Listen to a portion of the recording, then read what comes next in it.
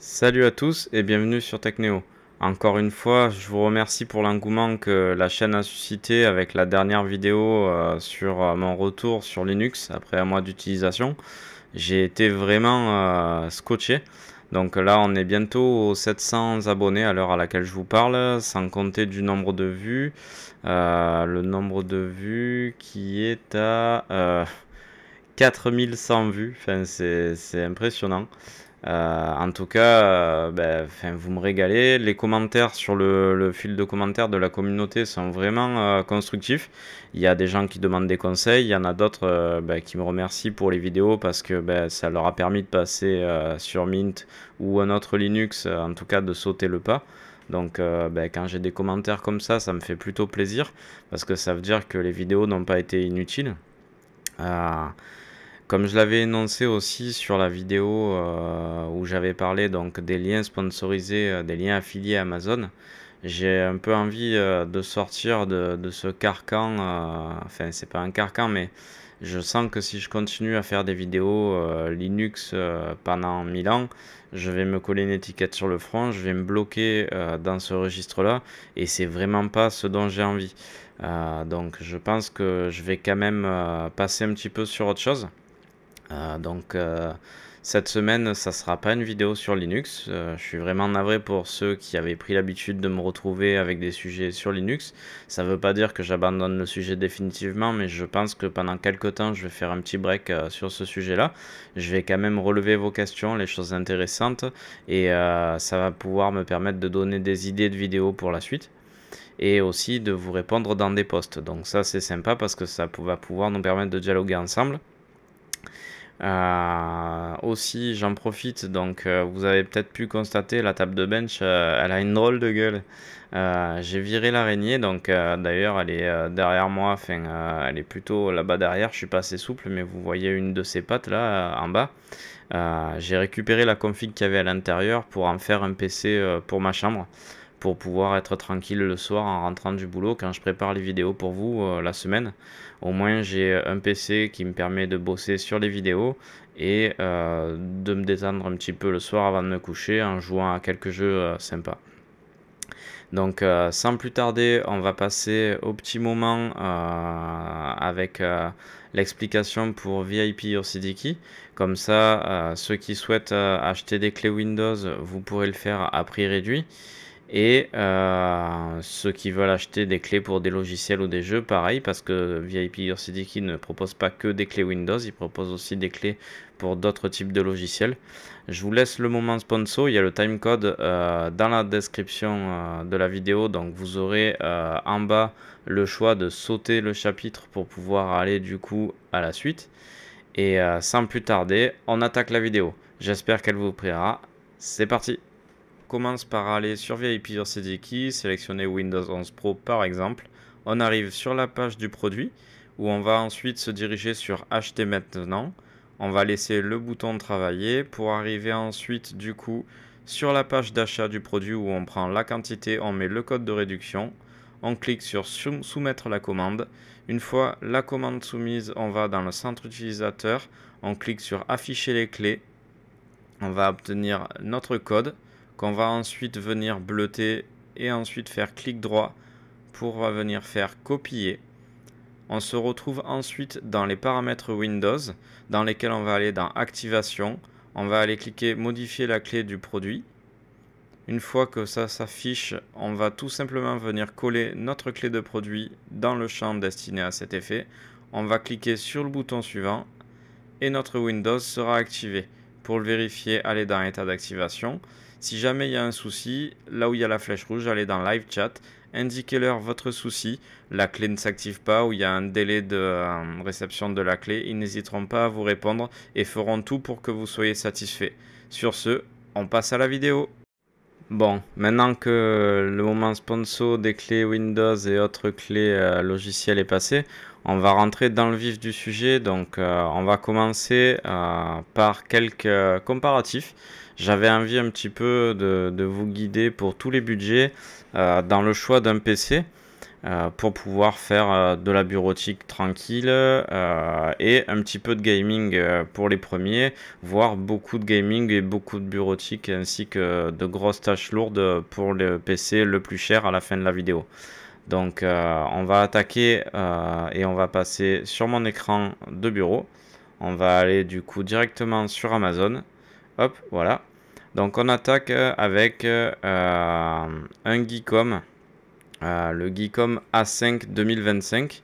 Donc c'est avec un Ryzen 5 7430U qui peut monter jusqu'à 4,3 GHz avec donc 16 Go en DDR4. Ça me semble un peu bizarre à mon avis, c'est plus de la DDR5 mais à vérifier. C'est plutôt étrange. 512 Go de SSD, un Windows 11 Pro et une carte graphique AMD Radeon à l'intérieur. Donc on va aller regarder un petit peu plus les détails. Tac tac tac. Hop, on va descendre. Voilà, bon ça c'est les specs.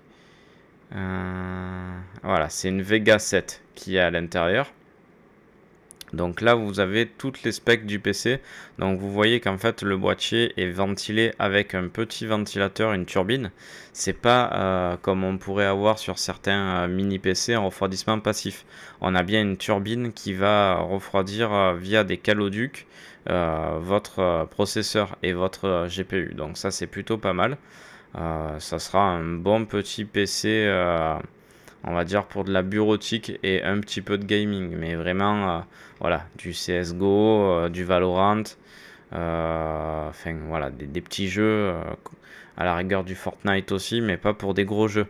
On va l'opposer du coup, celui-ci, au Geekom A6 Mini. Donc là, lui, par contre, c'est pareil, c'est un Ryzen 7, mais le 6800H, avec une Radeon 680M, 32 Go en DDR5 et 1 Tera de SSD. Donc lui, en fait, il est quand même plus puissant. Bon, aussi, ça explique son prix et la différence d'esthétisme, hein. Il est quand même beaucoup plus joli. On va descendre un petit peu, voir ce qu'on a dans la description. Comme vous pouvez le voir, il est vraiment pas gros. Il tient vraiment dans une main. Donc c'est vraiment petit. Ben voilà, 11 cm,18 sur 11,18 cm. C'est vraiment un carré quoi. Au niveau, donc là il nous récapitule tout. Donc on a bien du dual channel pour la RAM.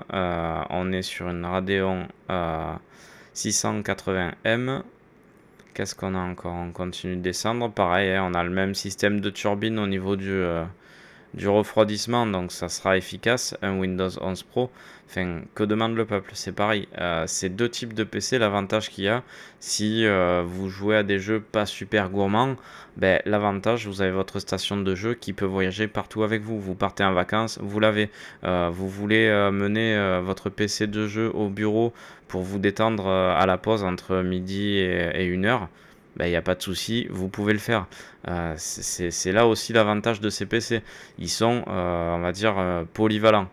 C'est pas les meilleurs PC gamers du monde, mais ça sera vraiment pas mal. Au niveau transport, c'est 1,8 kg à transporter, c'est rien du tout. Enfin, franchement, je trouve que ça vaut le coup. On va passer du coup, sans plus tarder, à la partie détails techniques. Je vais vous faire basculer sur mes petits tableaux. Maintenant, vous avez l'habitude avec les graphiques à barre. Donc, et là, on va les détailler tous les deux pour voir lequel des deux est le plus intéressant niveau gaming, donc les FPS, et important, vu le type de facteur de forme, la température. Allez, c'est parti. Du coup, on va basculer sur mon bureau pour voir un petit peu ce que ça donne. Donc, je vais un petit peu me déplacer. Hop, on va mettre la caméra ici. Voilà, comme ça, je vous gêne pas la vue. Alors, du coup, au niveau des FPS avec le Geekom A6 et le A5 en 4K. Parce que, ouais, apparemment, ils arrivent à faire tourner de la 4K. Donc sur Valorant, comme je disais, donc on va être à 80 FPS pour le A6. On va être du coup à aller à 40, 45, 45, 46 FPS, on va dire, pour le A5. Au niveau de CS2, on va être du coup entre 60 et 70 FPS pour le A6, alors qu'on va tourner même pas à 40 FPS pour le A5. Sur League of Legends, par contre, là, on explose tout, on est au-delà des 80 FPS pour le A6, alors que pour le A5, on va être un peu en dessous des 60 FPS.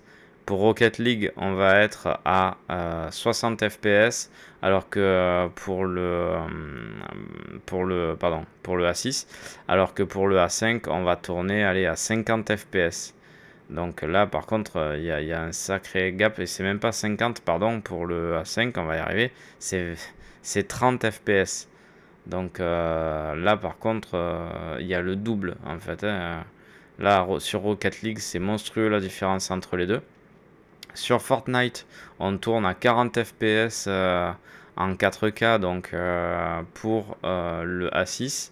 Et en 4K pour le A5, on va être du coup à 20 et quelques FPS, pas tout à fait 30 FPS. Voilà. Donc là, toutes ces stats-là, ça va être pour du 4K. Donc ne soyez pas non plus choqués sur les perfs. Est-ce que je peux basculer? Non. Hop, on va basculer du coup à la feuille suivante. On passe normalement. Alors la 1080p ça sera après. On va passer du coup à la 1440p. Là cette fois-ci, donc au niveau de Valorant pour le A6, on va se retrouver à 110 FPS. Et pour le A5, on va être à 60-70 FPS. Toujours en 1440p pour CS2, on va tourner du coup pour le A6 à 90 et quelques FPS contre 50 et quelques FPS pour le A5. Sur League of Legends, on atteint presque 140 FPS, on doit être à 135 FPS à peu près pour le A6 et on va être à 80 FPS pour le A5. Pour Rocket League, on va tourner du coup à 83-85 FPS pour le A6 et on va tourner à 45-50 FPS pour le A5. Et sur Fortnite, on tourne à 60 FPS pour le A6 et on va tourner à 35-36 FPS pour le A5. Donc là, encore une fois, on se rend compte que de toute manière, le A6 reste supérieur au A5, même en 1440p. On va passer du coup à la 1080p. Donc là, c'est différent. Sur la 1080p, ça creuse encore plus l'écart, hein. Ne croyez pas que le A5 par miracle va revenir. Malheureusement, là, je pense qu'on a compris. Il se fait clairement écraser. Et vu la différence de prix, d'ailleurs, je vous conseille fortement le A6 parce qu'il n'y a pas énormément de différence. Et pour le peu de différence, vous doublez la RAM et vous avez quelque chose de beaucoup plus solide, beaucoup plus joli. Et franchement, c'est vraiment pas mal. On verra après ce que ça donne au niveau des températures. J'ai plus les températures en tête. Mais franchement, moi je trouve que c'est un petit PC qui est plutôt sympa pour les petits jeux comme ça. Donc pour Valorant en 1080p, avec le A6, on atteint 140 FPS. Avec le A5, on est à 83-85 FPS. Sur CS2, on est à 120 FPS pour le A6 et 70 FPS pour le A5. Sur League of Legends, on va être du coup à 160 FPS. Là, franchement, c'est chapeau pour un petit PC comme ça. Pour le A6. Et on va être à 90-95 FPS pour le A5. Sur Rocket League, on va atteindre 100 FPS pour le A6 et 60 FPS pour le A5. Et pour Fortnite, du coup, on va tourner à 70-75 FPS pour le A6. Et on va tourner du coup à 43-45 FPS pour le A5. Par contre, je suis vachement étonné pour Fortnite. Je m'attendais à des FPS beaucoup plus élevés pour les deux. C'est vraiment étrange. Après, c'est vrai que c'est pas un jeu auquel je joue, donc je connais pas forcément les prérequis, mais je suis un petit peu étonné. Et on va passer du coup à ce qui intéresse tout le monde, les températures. Donc là, on va voir un petit peu ce qu'il y a à dire sur ça. Il y a de quoi être étonné. Donc du coup, au niveau des températures, donc en 1080p, le A6, il va monter à aller à 75 degrés. Et le A5 va monter aller à 68 degrés. Il n'atteint pas tout à fait les 70. Le peu de différence qu'il y a, en fait, finalement, le A5 chauffe moins. Mais quand on voit la performance qu'on a en plus sur le A6, on se dit que finalement il supporte bien la chauffe et que c'est pas vraiment un problème qui est bloquant en soi. Si on continue, forcément ça monte, hein. En 1440p, par contre, on est guère plus chaud, on doit être à 76, 77 degrés, donc on prend allez, 2, 4 degrés sur le A6 et on n'augmente quasiment pas sur le A5. Et pareil, il y a de différence entre la 1440 et la 4K. En fait, finalement, on sait que de toute manière, c'est des PC qui, une fois stressés, vont tourner entre 70 et 80 degrés. J'extrapole parce que même là, on voit que ça n'atteint pas les 80. Mais voilà, il faut vous attendre à peu près à des perfs aux alentours des 80 degrés.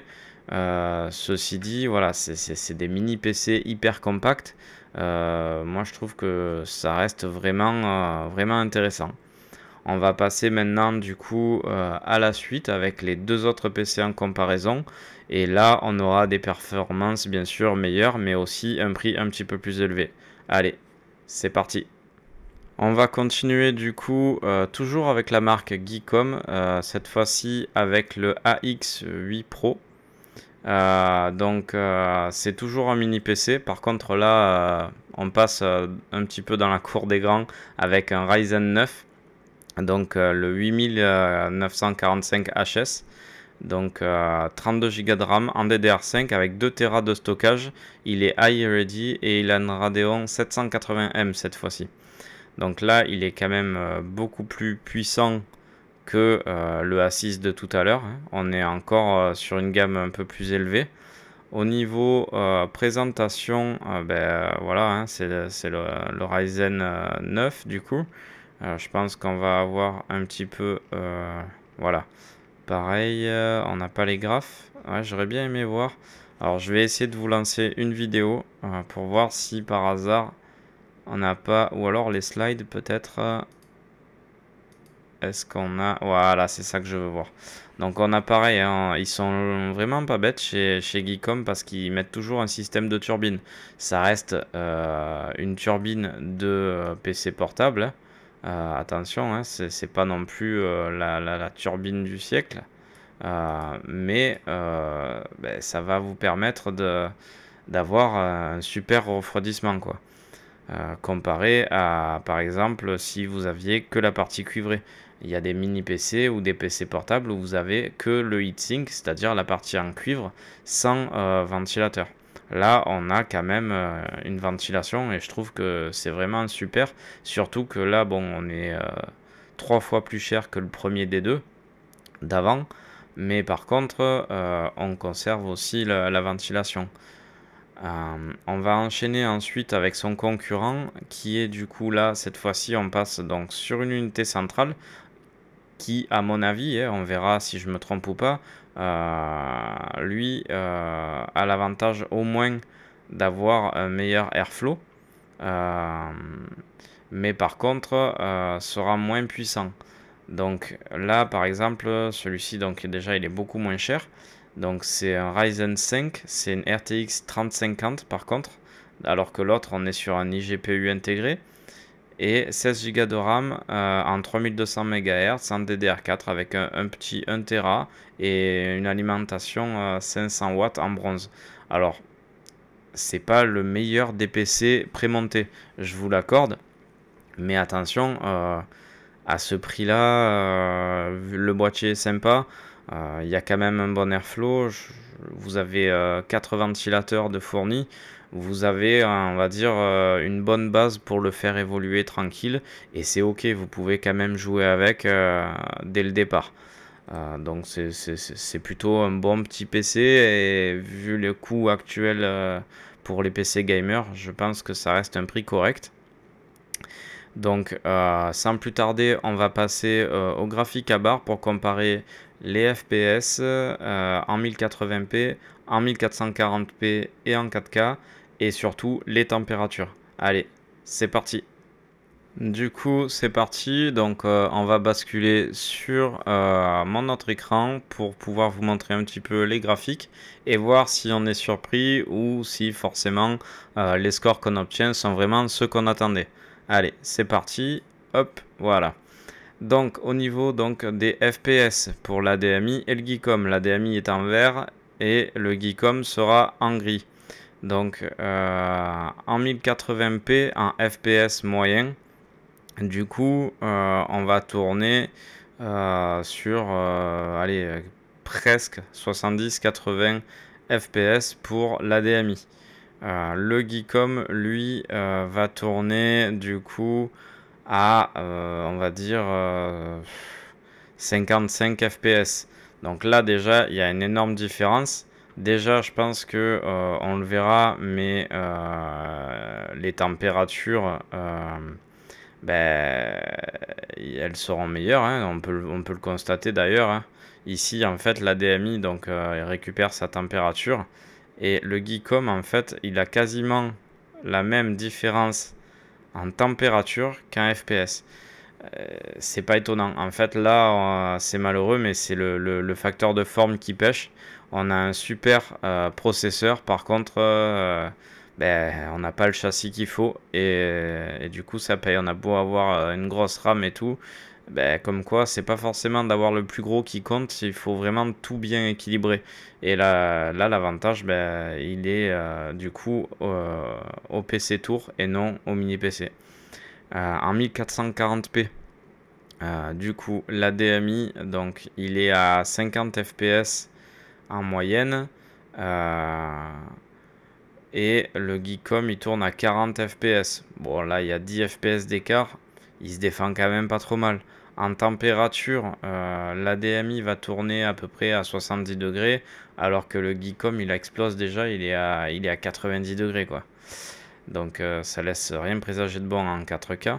En 4K, la DMI, alors là, déjà lui, il a du mal. Il va être à 30 FPS. Et le Geekom, il va tourner à 25 FPS. En température, la DMI, il va monter pardon, à 66-67 degrés. Quand le Geekom, là, ça y est, il a explosé, il est bientôt à 100 degrés. Donc là, c'est clairement pas viable sur ce type de PC là. Voilà, on va oublier en fait sur ce type de PC, on va complètement oublier Geekom. C'est terminé. Ils ont lâché l'affaire. Là, on peut plus se baser sur ça. C'est pas possible en fait. Voilà. Mais en tout cas, ben, finalement, ça aura permis de voir ce que je disais, c'est que le fait d'avoir aussi un meilleur refroidissement, même si on a un CPU moindre, d'autant plus qu'on n'a pas forcément besoin d'un Ryzen 9 pour jouer, ben, il vaut mieux avoir un plus petit processeur, une meilleure carte graphique et un meilleur refroidissement qu'un plus gros processeur et beaucoup plus de RAM. Dans un boîtier beaucoup plus petit, c'est pas forcément très judicieux. Allez, on passe aux deux PC suivants. C'est parti. Allez, c'est parti. Donc du coup, là, promis, je vous embête plus avec des mini PC. On va rester sur des formats classiques. Et on va enchaîner du coup toujours sur Amazon avec ces deux PC là. Donc le grid MK2 et le système Trèfle. Du noir et du blanc, comme ça il y en a pour tous les goûts. Donc ça va être un PC donc avec un Ryzen 7 5700X et une Nvidia 4060. On a du coup 32 Go en DDR4 et 1 Tera de SSD. C'est un bon PC, franchement, avec des perfs solides, le Windows 11 Pro est compris. On a un tarif à 899 euros, c'est pas déconnant. On va essayer de voir un petit peu ce qu'on a, si on a plus de détails. Ok. Wi-Fi 6. C'est de la Kingston en RAM, donc c'est plutôt pas mal. TRX 4060, là il nous parle pas de marque, à mon avis ça va être, ils doivent avoir du stock sur ce GPU là de différentes marques et ils mettent celles qu'ils ont en fonction de l'arrivage, hein. Je peux me tromper mais ça va être un truc du genre. Au niveau du Ryzen c'est un 5700, ok, 550 watts d'alimentation. À voir. À voir. Il y a 4 ventilateurs à RGB de 140 mm dans le PC. Ça, c'est vraiment pas mal. 3 ans de garantie. Ça, c'est super aussi. Et je cherche le SSD. C'est un Kingston. Ça, c'est vraiment pas mal. Et non, on n'a toujours pas de détails au niveau de la carte graphique. C'est dommage. Mais bon. On sait déjà qu'on a une 4060. Ensuite, on passe sur le système TREF. Donc lui, après moi, je suis plutôt fan des PC blancs. Donc forcément, j'ai un penchant pour celui-là. Donc c'est un Ryzen 5 8400F avec une 4060, pareil. 32 Go de RAM en DDR5. C'est à peu près kiff-kiff, on va dire, que l'autre en spec. La seule différence, c'est qu'on bascule de DDR4 à DDR5. On a quoi? J'aimerais juste voir un truc au niveau de la RAM, la fréquence. Et il nous la donne pas.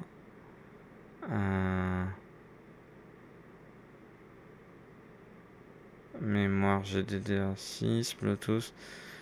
Ouais, il nous donne pas la fréquence de la RAM, à moins que j'ai biglé en haut. Non, à voir. On va voir un petit peu ce que ça donne. Sans plus tarder, on va passer du coup au comparatif de ces deux PC avec les graphiques à barre pour voir si ça vaut le coup de prendre peut-être plus celui-là que celui-là. Ça, c'est les benches qui vont nous le dire. Allez, c'est parti. On se retrouve du coup pour le graphique à barre.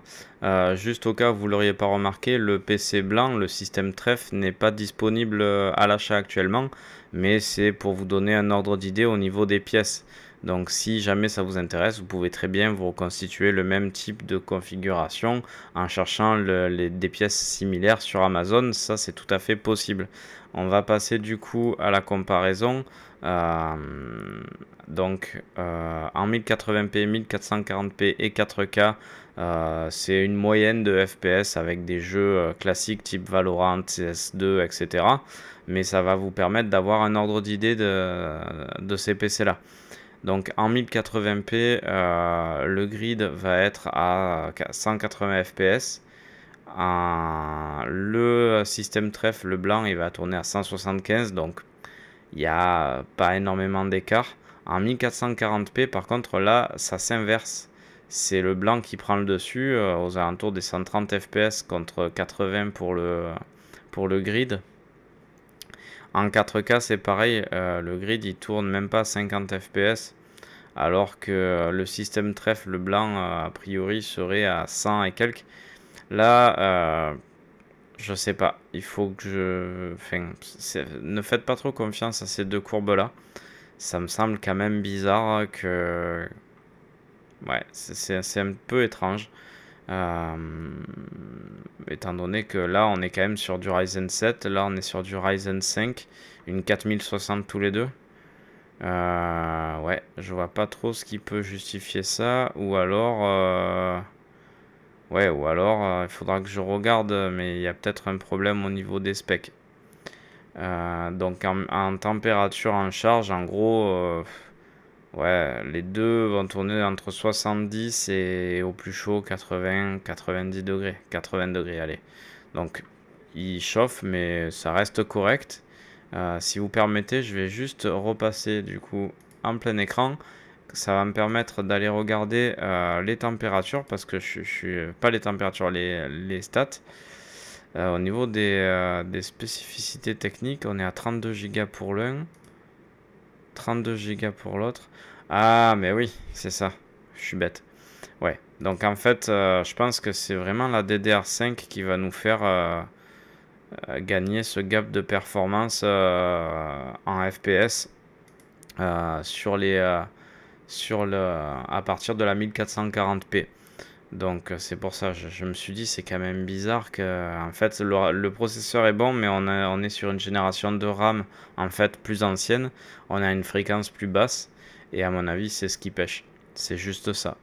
Bon, on va passer du coup au dernier comparatif de deux PC, et ensuite on n'en aura plus qu'un que je comparerai, on va dire, à une configuration un petit peu en dessous, parce que malheureusement elle a été retirée de la vente et j'ai pas pu du tout retrouver la fiche. Donc on va faire ça. Mais du coup, on passe au deux suivant. Allez, c'est parti.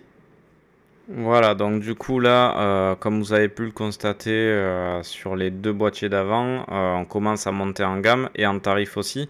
Là, on va attaquer un petit peu le dur. On arrive sur un premier PC à 1464 euros. C'est un PC Aquarium blanc. Là, on est vraiment sur des PC comme je les aime, hein. C'est des aquariums, c'est super joli.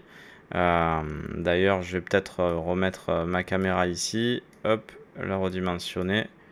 Voilà. J'étais encore bloqué dans les graphes de tout à l'heure. Donc du coup, au niveau boîtier, c'est vraiment plutôt pas mal. Le deuxième, en fait, le boîtier est identique, c'est juste la configuration qui va changer. On passe d'une 5070 à une 5070 Ti. Par contre, le processeur, donc c'est pareil, c'est un 5700X et on passe ensuite sur un 9800X 3D. 32 Go à 5600 MHz et là c'est 32 Go mais on ne sait pas. Moi je pense que dans tous les cas, donc le deuxième va gagner. Après ceci dit, là on est à 1464 et là on est à 2459. C'est pas du tout le même tarif, mais je pense que c'est justifié. Là, je vais pas vous faire patienter plus longtemps. On va passer de suite à la comparaison avec les graphiques à barre pour voir un petit peu ce que ça donne. Allez, c'est parti. On se retrouve du coup pour la comparaison de ces deux PC. Donc en vert la 5070 Ti et en gris la config avec la 5070 tout court. En 1080p déjà, on voit que la config avec la 5070 Ti, elle explose le score. On est à plus de 200 fps, donc on va même pas chercher parce que, enfin, pour moi, ça sert à rien d'aller plus loin. Après, il y en a qui vont beaucoup plus loin, hein. Actuellement, au Computex, il est sorti des écrans à plus de 600 Hz, donc c'est sûr qu'on peut aller plus loin, mais après, personnellement, du moment que vous atteignez les 200 fps, je pense qu'à un moment donné, c'est bon. Ça suffit. En 1080p, du coup, la 5070, elle est à, on va dire, à 180, 180, 185 fps. En 1440p, bon là, les deux, elles prennent quand même déjà une petite gifle, mais on reste tout à fait correct. On est aux alentours des 135, on va dire 135, 140 fps pour la 5070 Ti. Et on va être à 120 fps peut-être pour la 5070. Ensuite en 4K, on va tourner à un peu plus de 60 fps pour la 5070 Ti. Et on va tourner à 60 fps difficilement pour la 5070. Je tiens à rappeler que là, les fps qui sont donnés, c'est pas sur un jeu en particulier, c'est un petit peu une moyenne de tous les benches qui peuvent être faits sur ces types de configurations là, qui nous donnent ces graphiques là. Donc c'est des scores, on va dire, synthétiques. C'est pour avoir un ordre d'idée dans les tailles d'image en 1080, 1440 et 4K. C'est pas forcément représentatif de ce que vous pourrez avoir sur tel ou tel jeu. En fonction des jeux, bien sûr, ça va varier. Au niveau des températures en charge, là par contre la charge ça reste la même pour tous les jeux à quelque chose près. En 1080p pour la 5070 Ti, du coup on va atteindre les 70 degrés alors qu'on sera un petit peu en dessous des 70 degrés pour la 5070. La 1440p va entraîner un 75-80 degrés sur la 5070 Ti, alors que l'autre, ben, bien sûr, va rester à 70 degrés.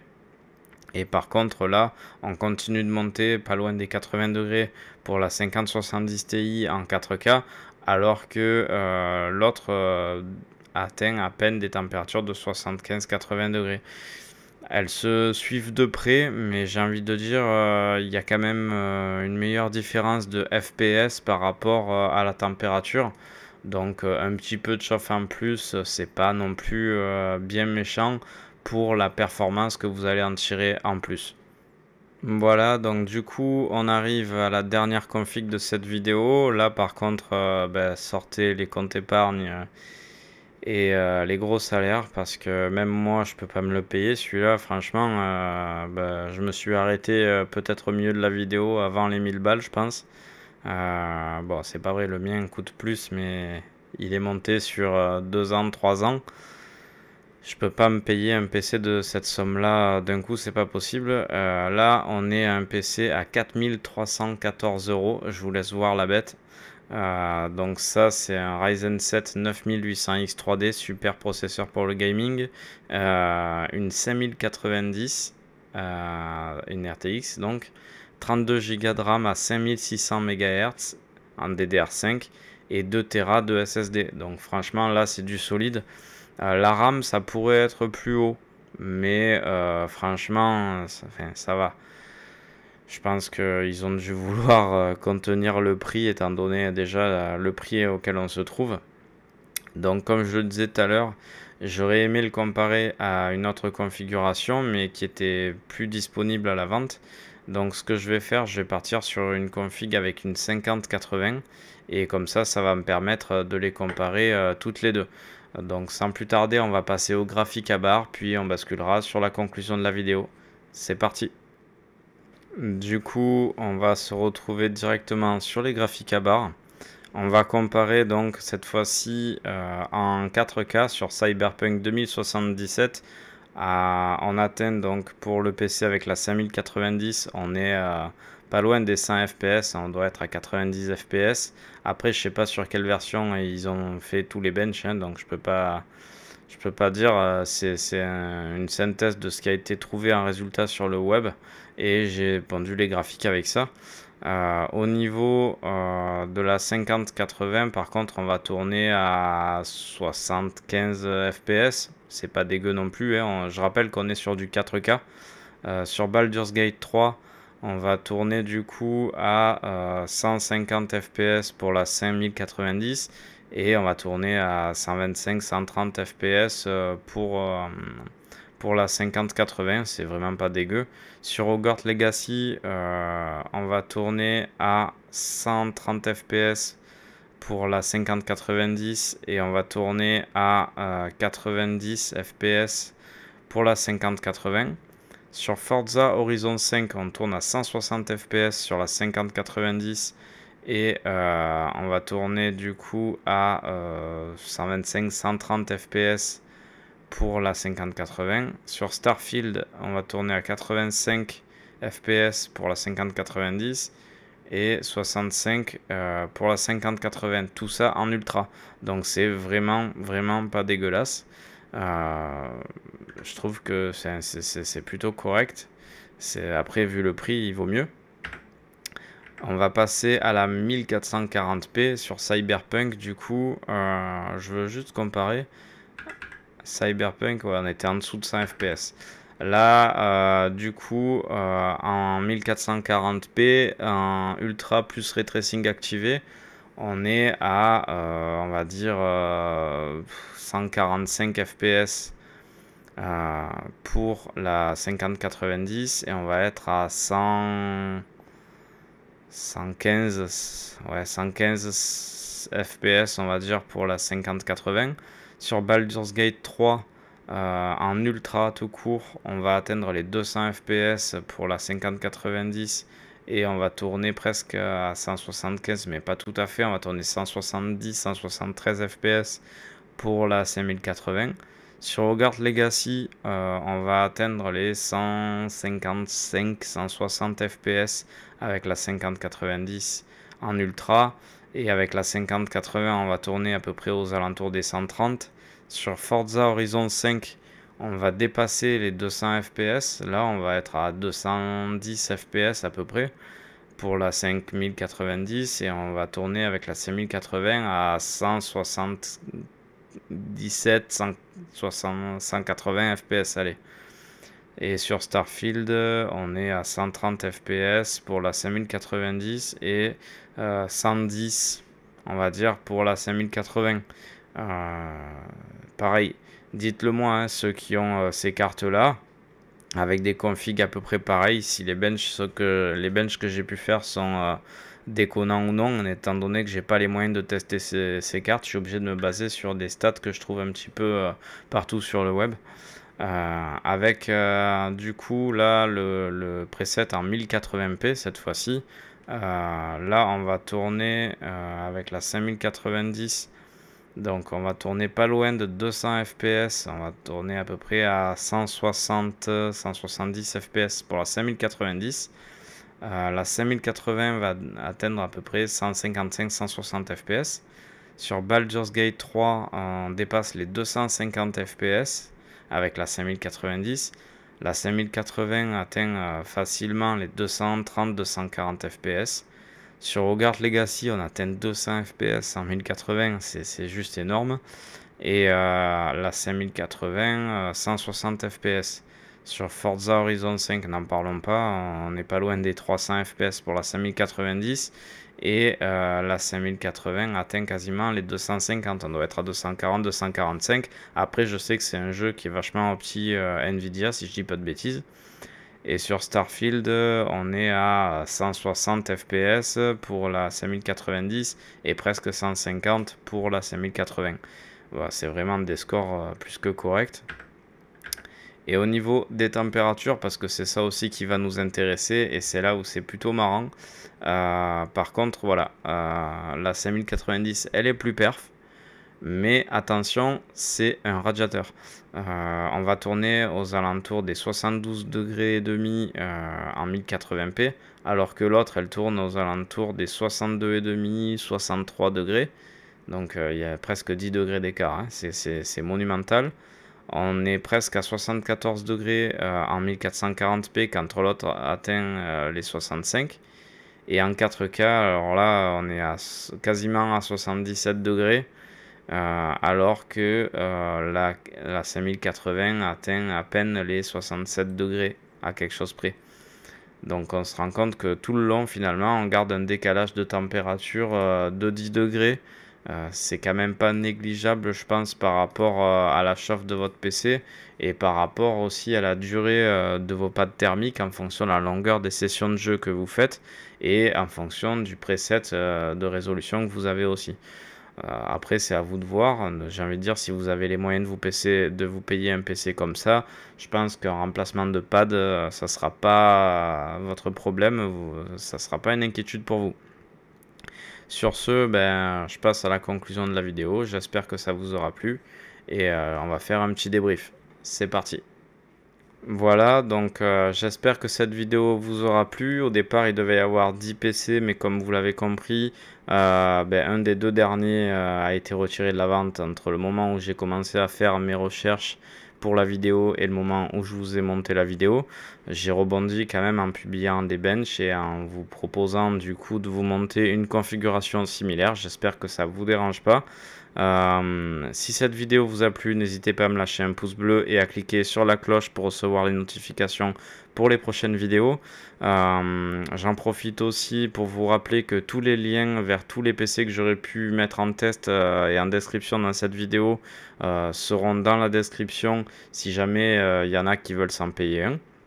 Et je mets aussi le lien de VIP OCDKey pour les clés Windows, pour ceux qui en auraient besoin, ou même pour les clés pour vos jeux vidéo ou logiciels divers et variés.